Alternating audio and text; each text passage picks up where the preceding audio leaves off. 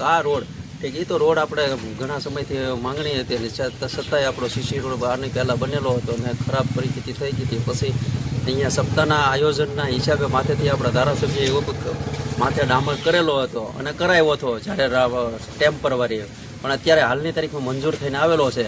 તો એ હવે ટૂંક સમયમાં માથેથી ડામરની પોપડી ઉંચકાવી અને પછી ડામર કરવાનો છે, એટલે ડામર સીસી બે જોઈન્ટ થઈ જાય અને એ સારો રોડ બને અને ટકાઉમાં સારો બને.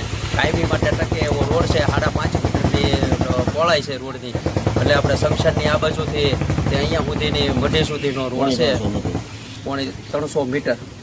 એટલે એ પ્રમાણે આયોજન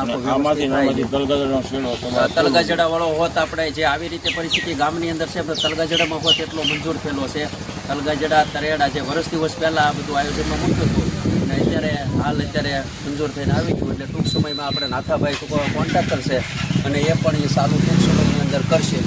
આપણા કોન્ટ્રાક્ટર સાથે જ અહીંયા આવેલા છે.